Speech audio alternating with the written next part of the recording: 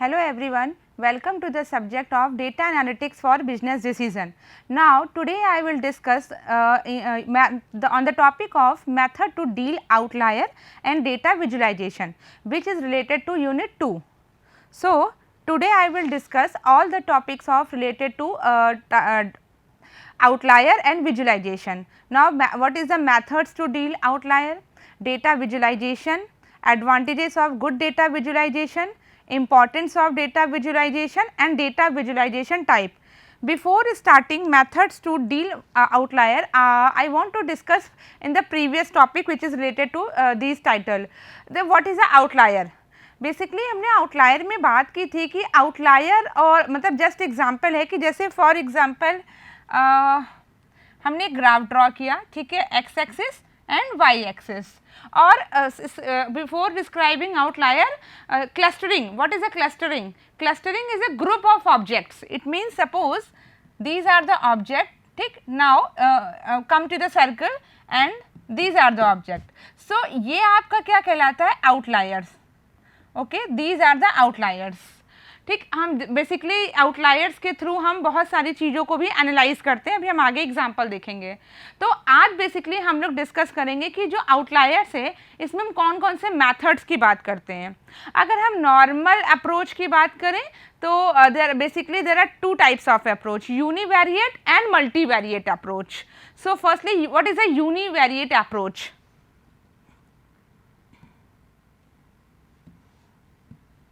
Okay, so univariate approach means an instance having an extreme value that deviates from the predicted population value for a single variable is known as univariate outlier. It means कि suppose मतलब यहाँ पर हमारे पास बहुत सारे variables होते हैं लेकिन उन variables में हम single variable की बात करते हैं. Single variable जैसे for example हमने ले लिया यहाँ पे सपोज कि यहाँ पर आपका हाइट है, ठीक है, हाइट, यहाँ हमने लिखा वेट और यहाँ पे आपका क्या है? आउटकम. आउटकम, आउटपुट और रिजल्ट जो भी आपका हाइट और वेट से आ रहा है, ठीक है. जैसे हाइट आपका है 15.4, 13.2, 11.4, ठीक है, दीज आर द हाइट. और अगर हम इसके अकॉर्डिंग वेट की बात करें 80, 40, 20, ये आपका क्या है? वेट. ठीक है, तो इसके अकॉर्डिंग अब हम इनमें से हाइट और वेट के अकॉर्डिंग अगर हमें आउटपुट जज करना है कि ये पर्सन फिट है, ठीक है, ये पर्सन ओके मतलब फिट है या बिलो रेंज में है या अपस्क्लीस है, एनीथिंग, ठीक है, हाई रेंज की वेट उसका बहुत है, ठीक है, और या लो. इट मीन्स हमने हाइट और वेट के अकॉर्डिंग हमको आउटपुट मिलेगा इस पर्सन का. बट यहाँ पे यूनिवेरिएट अप्रोच कहता है कि हम सिंगल वेरिएबल, इट मीन्स अगर हमें ग्राफ ड्रॉ करें, ठीक है, यहाँ पर हमने एक्स किया और वाई, इन दोनों से हमने क्या लिया? वेट. ठीक है, हमने यहाँ पर वेट कर दिया और यहाँ पे हम माइनस में वैल्यू ले रहे हैं, -1, ठीक है, 0, 1, 2 एंड ऑल. अब अगर हम 0 से मेज़र कर रहे हैं तो हमारा यहाँ पे हाइट आ गया, वेट है और आउटकम, ठीक है. सपोज हाइट है 15.4, वेट है 80 और उसके अकॉर्डिंग पर्सन जो है वो फिट है, उसके अकॉर्डिंग पर्सन हाई है, मतलब उसका वेट बहुत ज़्यादा है, ठीक है. तो यूनिवेरिएट अप्रोच में बेसिकली आपके पास बहुत सारे अगर वेरिएबल्स हैं तो हम यहाँ सिंगल वेरिएबल्स को भी लेके आउटपुट निकाल सकते हैं. हम वेट के अकॉर्डिंग भी उसका क्या निकाल सकते हैं? आउटपुट.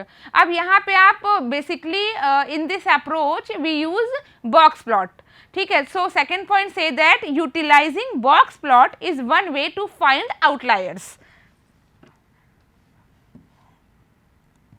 ठीक है, अब यहाँ पर हम लोग बॉक्स प्लॉट की बात करेंगे. तो पहले हमने यहाँ पर फिगर ड्रॉ किया, x है, y है, -2, -1, 0, 1 एंड 2, ठीक है.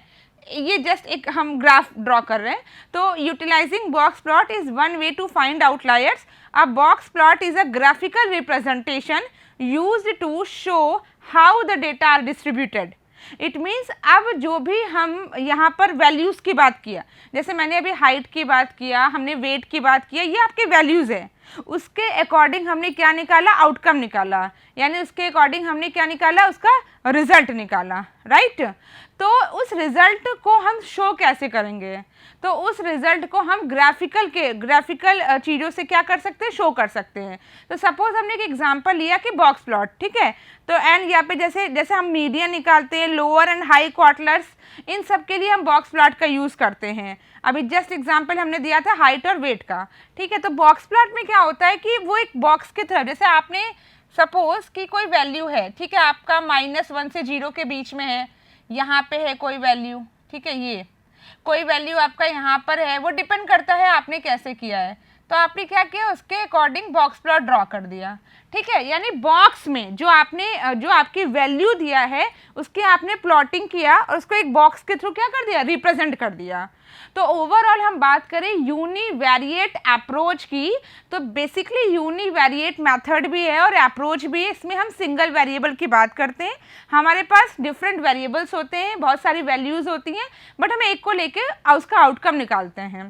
तो वैसे ही अगर आपके पास कोई वैल्यू दे रखा है x, y, z एनीथिंग, तो आप एक की वैल्यू को एक की वैल्यू का रेंज चेक करके और उसकी प्लॉटिंग क्या कर सकते हैं। तो these methods are basically use in univariate approach. Okay, now next is multivariate approach, ठीक है। अब अभी हमने क्या पढ़ा था, यूनिवेरिएट अप्रोच।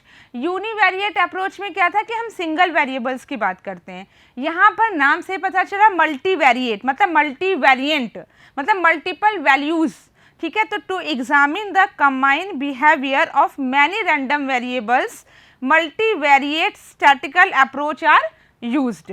इट मीन्स यहाँ पे आपको बहुत सारे वेरिएबल्स मिलेंगे, आप उसको रैंडमली क्या कर सकते हो, सिलेक्ट कर सकते हो और उसके अकॉर्डिंग स्टैटिकल मेथड्स को आप यूज़ कर सकते हो। जैसे अभी यहाँ पे बात कर रहे हैं, अगर मल्टीवेरिएट मेथड की बात करें तो ये आपको कुछ ना कुछ रिलेटेड है रिग्रेशन एनालिसिस से, बिकॉज रिग्रेशन एनालिसिस भी बेसिकली, रिग्रेशन एनालिसिस में क्या होता है कि 2 टाइप्स के होते हैं, linear and multiple linear regression. Linear में आपका 2 वेरिएबल्स होता है और मल्टीपल रिग्रेशन में आपका 2 और मोर वेरिएबल्स होता है, ठीक है। तो आप मल्टीपल वेरिएबल से भी आप चीज़ें को अप्लाई करके उसका आउटपुट निकाल सकते हो, ठीक है। तो मल्टीवेरिएट मेथड में भी हम क्या करेंगे, रैंडमली बहुत सारे वेरिएबल्स को ले सकते हैं ना। Second point is multivariate analysis is a procedure that involve numerous dependent variable eight yield a single result, ठीक है। यानी आपके पास बहुत सारे वेरिएबल्स हैं, जैसे कि एग्जांपल आप देख रहे हो कि predict the weather and population etcetera, ठीक है। आप सपोज हम वेदर की ही बात कर रहे हैं, ठीक है। तो वेदर अगर आपको प्रेडिक्ट करना है तो आपके पास बहुत सारी चीज़ें हैं, ठीक है, क्योंकि कभी कभी क्या होता है कि मतलब ह्यूमिडिटी बहुत बढ़ रही है, ठीक है, मे बी बारिश हो जाए, ठीक है, हाँ मौसम ख़राब हो गया है, मे बी बारिश हो जाए या मे बी धूप हो जाए, यानी हम बहुत सारी चीज़ें प्रेडिक्ट कर लेते हैं। केवल ऐसा नहीं कि धूप नहीं है तो बारिश होगी, ठीक है। कभी कभी कहते नहीं उमस बहुत हो रहा है, लग रहा है बारिश होगा, ठीक है, मौसम ख़राब बहुत ज़्यादा हो रहा है, बारिश होगा, बट एक्चुअली में होता भी है और नहीं भी होता है। तो यानी कि हम वेदर का प्रेडिक्शन भी क्या करते हैं, मल्टीपल चीज़ों से करते हैं। पॉपुलेशन है, पॉपुलेशन मतलब मैंने कहा कि पॉपुलेशन के लिए केवल आपको सिंगल वेरिएबल की नीड नहीं होगी कि सिटी में कितने मेल हैं, कितने फीमेल हैं, कितने चाइल्ड हैं, बहुत सारी चीज़ों को आप एनालाइज करोगे। अगर हम यूनिवेरिएट के जो एग्जांपल्स को मैंने अभी आपको बताया था, अगर उसके अकॉर्डिंग हम यहाँ बात करें तो वहाँ पे हमने 2 लिया था, एक हमने हाइट लिया था, फिर हमने वेट लिया था और उसके अकॉर्डिंग हमने आउटपुट निकाला था। यहाँ पे हम एज भी कर सकते हैं, ठीक है। अब सपोज यहाँ पे क्या है, 2 से ज़्यादा वेरिएबल है। यूनिवेरिएट अप्रोच में हम सिंगल वेरिएबल की बात कर रहे थे, मल्टीवेरिएट यानी हम सिर्फ वेट के अकॉर्डिंग ही हमें आउटपुट मिल जा रहा था कि पर्सन फिट है कि लोअर रेंज में है कि ऑब्स्क्रीस है, कैसा है। बट अगर हम मल्टीवेरिएट अप्रोच को यूज़ करेंगे तो हम यहाँ पर 2 ले सकते हैं, एज और हाइट। एज और हाइट के अकॉर्डिंग हम अपने आउटपुट को निकाल सकते हैं कि उस पर्सन का एज ये है और उसका हाइट ये है, तो उसका क्या आउटपुट आएगा, अगर आपको वेट भी नहीं पता है, ठीक है। तो एज, हाइट, वेट या weather prediction, population, these are the example of multivariate method. It means if we analysis the multivariate procedure that involve multiple variables yields a single result, ठीक है। यानी रिजल्ट आपको एक ही मिलेगा। जैसे जस्ट अ मिनट, अगर हम यूनिवेरिएट और मल्टीवेरिएट एनालिसिस की बात करते हैं तो जैसे हमारे पास ए है, बी है और इसके अकॉर्डिंग हमें रिजल्ट मिल रहा है, ठीक है।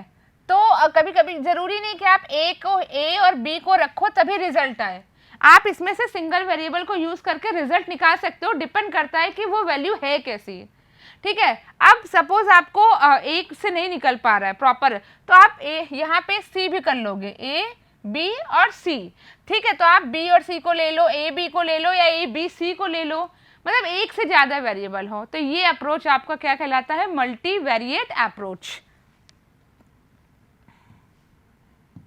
ओके तो these are the basically method to use outliers, जो हमने कल क्लास में डिस्कस किया था आउटलायर एनालिसिस, वो यही है कि इन दोनों मेथड्स का हम यूज़ करके आउटलायर्स को फाइंड कर सकते हैं, ठीक है। इसका एक प्रॉपर ग्राफ बनता है, उस ग्राफ में आपको जो भी वैल्यू दिया है आप उस वैल्यू को इनपुट करेंगे एंड देन उसके अकॉर्डिंग आउटपुट निकालेंगे।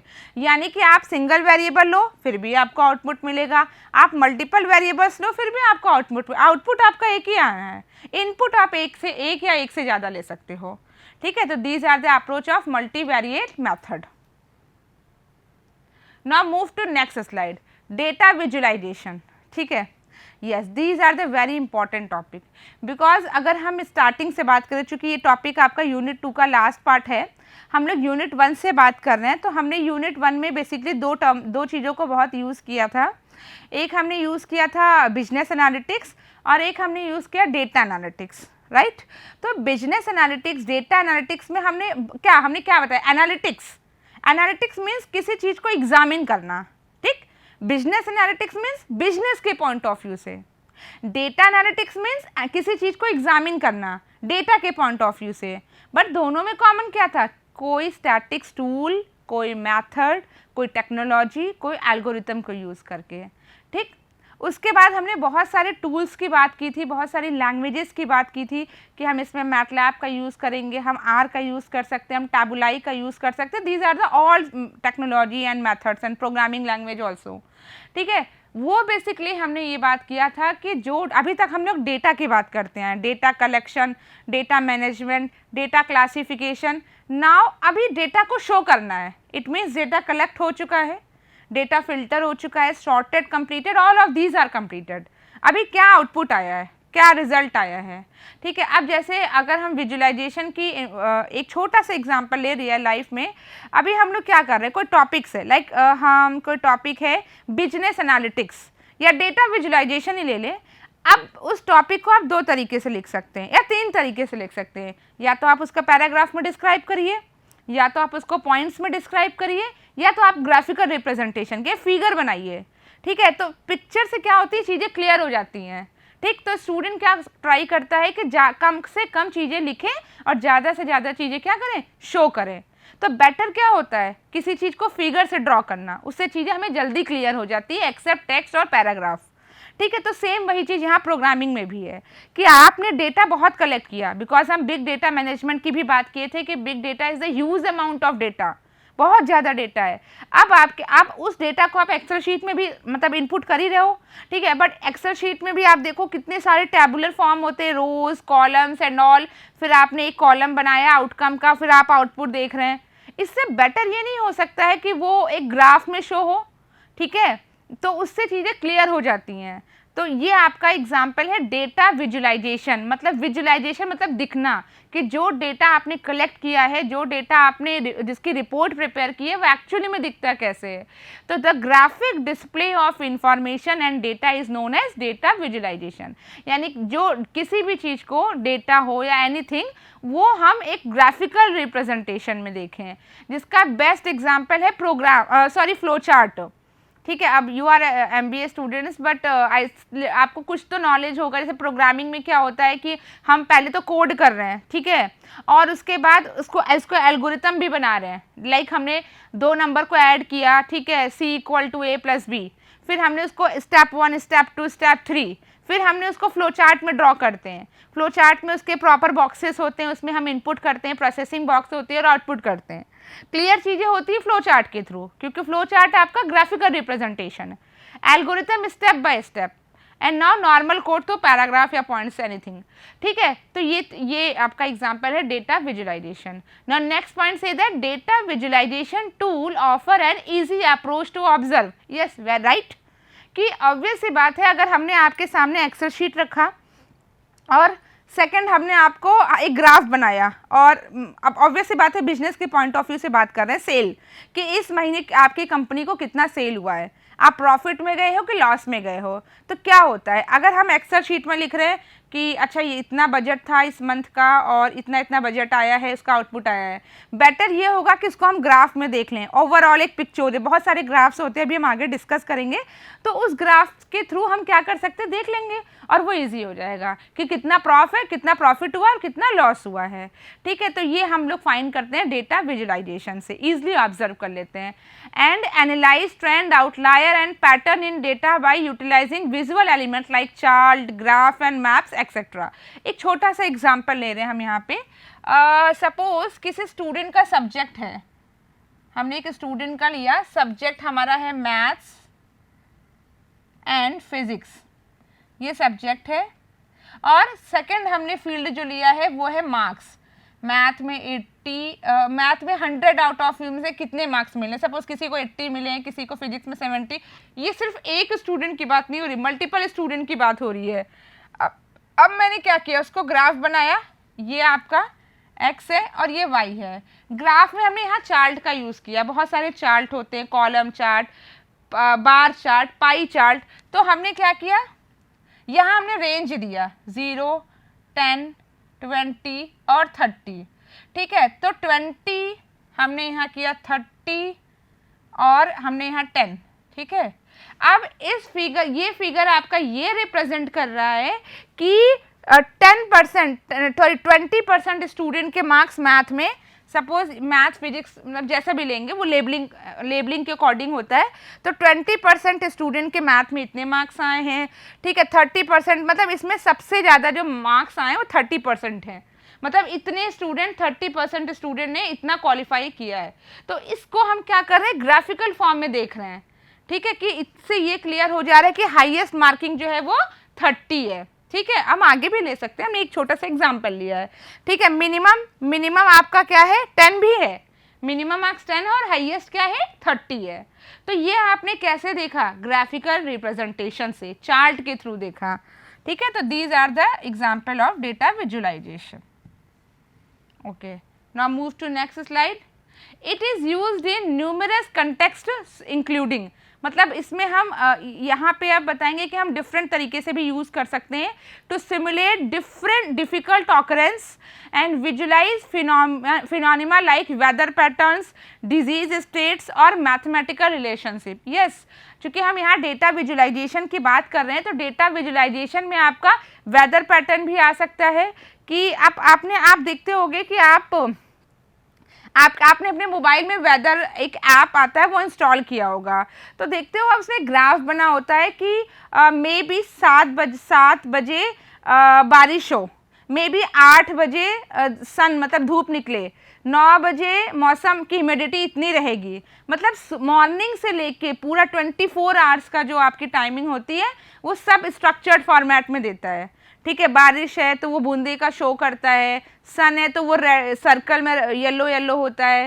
ह्यूमिडिटी, परसेप्शन, वो सब शो करता है उस ऐप में, ठीक है। तो ये विजुअलाइजेशन है। अगर यही चीज़ आपको रिटर्न में लिख के दिया जाता कि आज का वेदर का ये ह्यूमिडिटी और ये प्रिस्क्रिप्शन है, ठीक है, आज ये रेन मतलब बारिश हो रही है, धूप निकला है वगैरह, तो वो प्रॉब्लम होता। एक्सेप्ट आप प्रॉपर ऐप में आप क्या करते हो, जैसे ही वेदर ऐप को ओपन करते हो आपको सब शो हो जाता है ग्राफिकल फॉर्म में, यानी आप इजीली चेक कर लेते हो कि आज का वेदर होगा कैसे।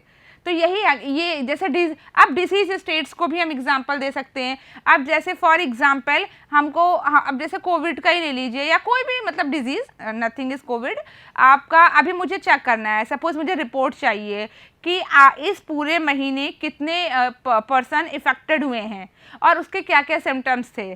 तो ठीक है, सबसे ज़्यादा मान लीजिए मतलब हेडेक, ठीक है, सबसे ज़्यादा पर्सन को हेडेक हुआ है, ठीक है, सबसे ज़्यादा ब्रीथिंग प्रॉब्लम हुई है, तो उसको हम रिपोर्ट में शो कर रहे हैं, तो उससे आइडिया हो जाता है कि ज़्यादातर, उससे हम एनालाइज करते हैं कि ज़्यादातर जो पेशेंट थे वो इससे इन्फेक्टेड हुए थे, उसको हम एक ग्राफिकल फॉर्म में शो करते हैं। तो ये एग्जाम्पल हो सकता है, या मैथमेटिकल, जैसे अभी हमने लीनियर रिग्रेशन की बात की थी।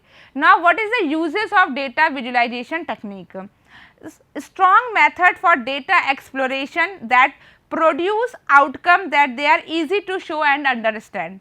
यस, जैसा कि मैंने अभी बताया है कि अगर हम टेक्स्ट और ग्राफिकल की फॉर्म बात करें तो हमारे लिए बेटर क्या होता है, बेटर शो क्या होता है आपका वो डिस्प्ले जो होता है, विजुअलाइजेशन। ना second point is additionally creating and choosing variable is useful and so we must choose which variable to take into account and which to leave out the analysis. अब सपोज कि आपने graph बनाया, ठीक है, आपने एक report collect किया। अब आपने देखा भी होगा ऑफिस वगैरह में पावर पॉइंट पे प्रेजेंटेशन होता है, आपका ग्राफिकल फॉर्म में शो होता है कि मतलब हमारा सेल जो पूरे महीने में हुआ वो इतने परसेंट हुआ, इतने परसेंट हुआ, इतने परसेंट हुआ है, ठीक है। तो उसमें जो जज हो जाता है कि हमारी कंपनी को कितना प्रॉफिट और कितना लॉस हुआ है, उस जो भी रिपोर्ट है उससे क्लियर हो जाता है कि अगर 10% सेल हुआ है तो लॉस में है, ठीक है, अगर 90% सेल हुआ है तो वो प्रॉफिट में है, ठीक है, अगर 50 हुआ है तो ओके ना, नो प्रॉफिट नो लॉस, ठीक। इट मीन्स वो रिपोर्ट शो करता है परसेंटेज के अकॉर्डिंग, ठीक है, इतनी सेल्स इस प्रोडक्ट पे हुआ है, इतनी सेल्स इस प्रोडक्ट पे हुआ है, तो उसको हम जज कर लेते हैं कि एक्चुअली में प्रॉफिट मतलब प्रॉब्लम कहाँ है, लॉस है कि प्रॉफिट है कि ओके है। तो वो सब चीज़ें हमारे लिए ईजी होता है अगर हम डेटा विजुअलाइजेशन की बात करें। Now move is next slide, what is the advantages of good data visualisation? Yes, time speed बहुत अच्छी होती है, ठीक है, ऑब्वियस सी बात है, अगर हमने डेटा कलेक्ट किया है, ठीक है, तो ये बहुत फास्ट है आपका कि आप उसका एक चार्ट बनाओ, कुछ नहीं करना है। आजकल तो बहुत सारे मेथड्स, बहुत सारे सॉफ्टवेयर हैं, टेबुलाई है, आर है, ठीक है, अभी आपका नेक्स्ट यूनिट है आर के थ्रू, तो वहाँ पर हम प्रैक्टिकल देखेंगे कि हमने बहुत सारे इनपुट्स लिए हैं और हमने उस इनपुट को डाला है। आप डायरेक्ट भी डाल सकते हैं, कोड के थ्रू भी इनपुट कर सकते हैं और तुरंत आपको आउटपुट शो कर देगा, रिजल्ट शो कर देगा कि after analysis, after input values what is the output, ठीक है, आपको आउटपुट क्या दिख रहा है वो चीज़ आपको दिख जाएगी, ठीक, उसका बहुत लॉन्ग प्रोसेस भी नहीं होता है। Now second point is dashboard for data visualization help visual learners. Obvious सी बात है, वो डैशबोर्ड की तरह ही आपका एक विजुअल दिखता है कि कोई पर्सन अगर जो सीख रहा है वो उस चीज़ को कायदे से देखे और उसको एनालाइज करे। And now last point is the most important, sales and productivity are increased via data visualisation. Yes, अभी हमने आपको एग्जांपल दिया था प्रॉफिट एंड लॉस कि अगर हम रिपोर्ट देख रहे हैं, ठीक है, अब वहाँ पे देखिए, अभी जैसे मैंने आपको यहाँ पर बताया था, ठीक है, यहाँ पर हमने ले लिया x और y, ठीक है, अगर हम यहाँ पे परसेंटेज की बात कर रहे हैं, यहाँ 10, 20, 30, ठीक है, 40, 50 इंक्रीज हो सकता है, ठीक है। मैंने यहाँ पर लिखा कि हमारा 1 से 10 को 10% हुआ है सेल, ठीक, 11 से 20 20 हुआ है, x को हमने इंक्रीज कर दिया, और 20 से 30 हमारा 30% ग्रो हुआ है, ठीक है। सपोज ये हाईएस्ट है और ये लोएस्ट है, 30 मीन्स 100%, ठीक है।